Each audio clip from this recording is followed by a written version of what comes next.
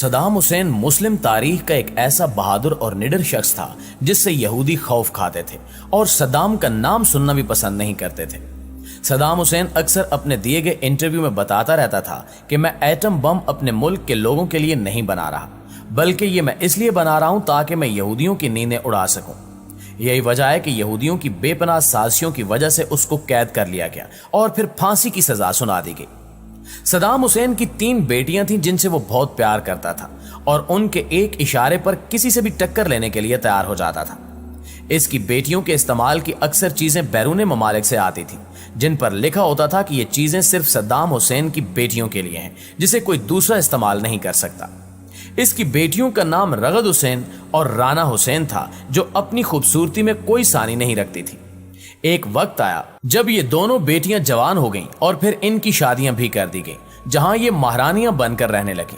لیکن پھر وقت نے ایسا پلٹا کھایا کہ عراق پر حکمرانی کرنے والے اس خاندان پر عراق کی سرزمین تنگ کر دی گئی اور صدام حسین کو مختلف مقدمات میں پھانسی دے دی گئی، جس کے بعد صدام حسین کے ایک فرد کو غلام بنا لیا گیا۔ لہٰذا ان حالات سے بچنے کے لیے یہ دونوں بہنیں وہاں سے فرار ہو گئیں اور بغداد کے ایک چھوٹے سے گھر میں رہائش اختیار کر لی۔ یہ گھر بالکل کچا اور بوسیدہ حالت میں تھا، جہاں نہ تو پانی تھا اور نہ ہی بجلی کا کوئی انتظام تھا۔ لہٰذا یہ دونوں انتہائی مشکل حالات میں زندگی گزارنے لگی۔ اب ان کے پاس نہ تو کوئی ملازم تھا اور نہ ہی کوئی قیمتی چیز، بلکہ اب انہیں ہر کام اپنے ہاتھوں سے کرنا پڑتا تھا۔ یہ خود اپنے گھر میں جھاڑو لگاتی، کھانا پکاتی اور باہر کسی سرکاری نلکے سے پانی بھر کر لاتی تھی۔ لیکن اس کے باوجود بھی امریکی ایجنٹوں نے ان کو یہاں رہنے نہ دیا اور ظلم کا نشانہ بناتے رہے، جس کے پیش نظر صدام حسین کی بڑی بیٹی رغد نے اپنی جان لینے کی کوشش بھی کی، لیکن وہ بچ گئی۔ چونکہ صدام حسین یہودیوں سے شدید نفرت کرتا تھا اور اکثر کہتا تھا کہ اے عرب والو اکٹھے ہو جاؤ تاکہ ہم ان یہودیوں کو ختم کر سکیں۔ یہی وجہ ہے کہ ایک دفعہ صدام حسین کے متعلق اسرائیل کے وزیر دفاع نے کہا تھا کہ یہ ایک پاگل شخص ہے جسے نہ تو اپنی فکر ہے اور نہ ہی اپنے لوگوں کی۔ صدام حسین کفار کی آنکھ میں آنکھ ملا کر بات کرنے کا عادی تھا، اور جب بھی کوئی یہودی صدام حسین کو سازش کا حصہ بنانا چاہتا تو اسے ہمیشہ منہ کی کھانی پڑتی۔ دوستو، یہی وہ حکمران تھا جو ایک خاتون کی فریاد پر اسرائیل پر چڑھ دوڑا تھا اور اسرائیل کے دارالحکومت پر 40 میزائل داغ دیے تھے۔ ہوا کچھ یوں تھا کہ ایک دفعہ صدام حسین کی لائیو کانفرنس چل رہی تھی کہ اچانک چیختی چلاتی ہوئی ایک عورت اس کے سامنے آ کھڑی ہوئی اور صدام حسین کو سخت الفاظ میں مخاطب کرتے ہوئے کہنے لگی کہ اسرائیلی فوجیوں نے میری بیٹی کو ریپ کا نشانہ بنا کر قتل کر دیا ہے اور تمہیں یہاں کوئی فکر نہیں ہے۔ تم عیش و آرام کی زندگی بسر کر رہے ہو اور ادھر ہم پر مظالم کے پہاڑ توڑے جا رہے ہیں۔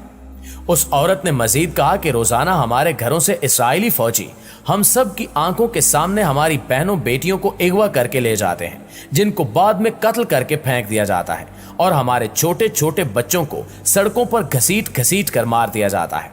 کیا تمہیں ان عورتوں، بوڑھوں اور بچوں کی چیخیں سنائی نہیں دیتی جو روزانہ اسرائیلی فوجیوں کی گولیوں کا نشانہ بنتے ہیں؟ کیا تم سے ان عورتوں، بچوں اور بوڑھوں کی چیخوں کا حساب نہیں لیا جائے گا؟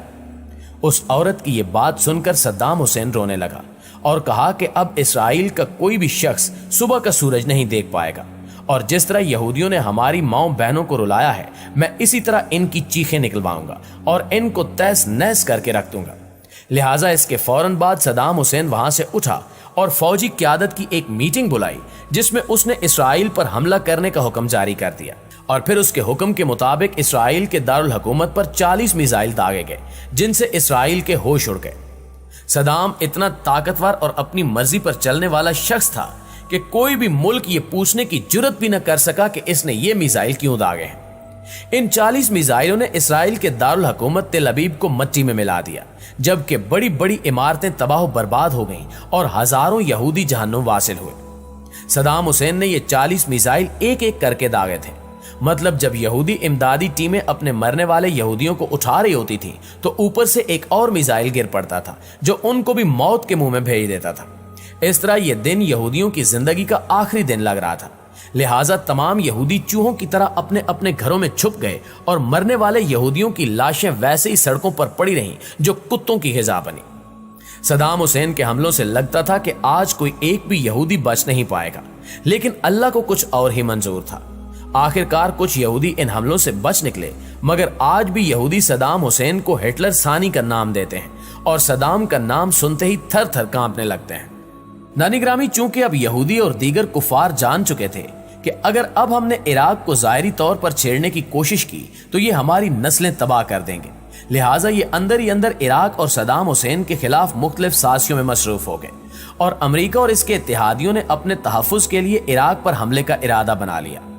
इस मंसूबे को बैनुल अक़वामी सतह पर दुरुस्त साबित करने के लिए एक बड़ा खेल खेला गया और अमेरिका, बरतानिया और इनके इत्तेहादियों ने सदर सदाम और इराकी हुकूमत पर बच्चों के अस्पताल पर हमला करने का इल्जाम आयद कर दिया, जिसको साबित करने के लिए आलमी मीडिया के बड़े बड़े इदारों को अरबों डॉलर खिलाए गए और दिन रात प्रोपेगेंडा वीडियोस चलवाई गईं। और फिर जब बैनुल अक़वामी सतह पर अमेरिका ये बयानियां फैलाने में कामयाब हो गया कि इराकी हुकूमत जंगी जराइम में मुलव्विस है, तो इस बात को और बच्चों के अस्पताल पर हमले को जवाज बनाकर इसने ऑपरेशन डेजर्ट स्टॉर्म के नाम से इराक पर जंग मुसल्लत कर दी और हमला करने के बाद अपने इस इक़दाम को दुरुस्त साबित करने के लिए अमेरिका और इसके इत्तेहादी मुसलसल ये बात दोहराते रहे कि इराक के पास वसी पैमाने पर तबाही फैलाने वाले हथियार हैं और ये दुनिया की सालमियत के लिए बहुत बड़ा खतरा है। इसके अलावा इराक पर जौहरी हथियार बनाने और हासिल करने का इल्जाम भी लगाया गया। फरवरी 2003 में अमेरिका और इसके इत्तेहादियों ने इराक पर दूसरा हमला किया और इराक पर कब्जा कर लिया, लेकिन अपने किसी भी इल्जाम को साबित करने में नाकाम रहे।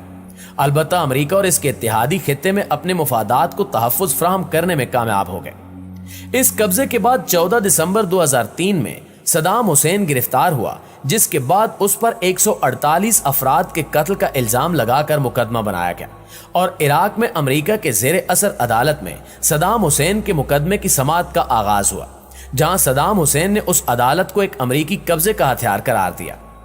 इस मुकदमे के जज ने जब अमेरिकी सरकार की मर्जी का फैसला देने से इनकार किया तो उस जज को मुलजिम से हमदर्दी रखने के इल्जाम में बरतरफ कर दिया गया और एक नया जज आ गया, जिसने मुकदमे के आखिरी मराहिल की समाअत की, जबकि इस तमाम तर अदालती कार्रवाई के दौरान सद्दाम हुसैन अमेरिकी तहवील में रहा और मुकदमे की समाअत के दौरान सद्दाम हुसैन के 3 वकीलों को भी कत्ल किया गया, जिस पर सद्दाम हुसैन ने भूख हड़ताल की, लेकिन इसके बावजूद सद्दाम हुसैन को आज़ाद ट्रायल का हक नहीं दिया गया और अदालत ने अमेरिका की ईमा पर सद्दाम हुसैन को फांसी की सजा सुना दी। सद्दाम हुसैन को सुनाई जाने वाली फांसी की यह सजा बैनुल अक़वामी सतह पर तनकीद का निशाना बनी, लेकिन अमेरिका बहादुर के सामने किसकी चलती है, क्योंकि जिसकी लाठी उसकी भैंस। अमेरिकी कैद के दौरान सद्दाम हुसैन ने अपने दिन कैसे गुजारे, इस हवाले से उनकी निगरानी पर तैनात एक अमेरिकी फौजी का कहना था कि सद्दाम हुसैन बहुत कम ही कोई शिकायत करता था। कमरे के बाहर एक क्यारी थी जिसे वो बाकायदगी से पानी देता था। इंतहाई हद तक बेखौफ आदमी था और मौत को तो जैसे वो कोई खौफ ज़दा करने वाली चीज समझता ही नहीं था और ना ही वो किसी पछतावे का शिकार मालूम होता था। सद्दाम हुसैन ने जिंदगी में जो भी किया वो सिर्फ और सिर्फ अपनी अवाम के मुफाद की नीयत से किया। जी तो प्यारे दोस्तों, ये थी हमारी आज की वीडियो। आप दोस्तों की राय इस हवाले से क्या कहती है, कमेंट करके हमारे साथ शेयर जरूर कीजिएगा। इंशाअल्लाह आपसे मुलाकात होती है अगली वीडियो में। तब तक अपना और अपने प्यारों का ढेर सारा ख्याल रखिएगा। अल्लाह।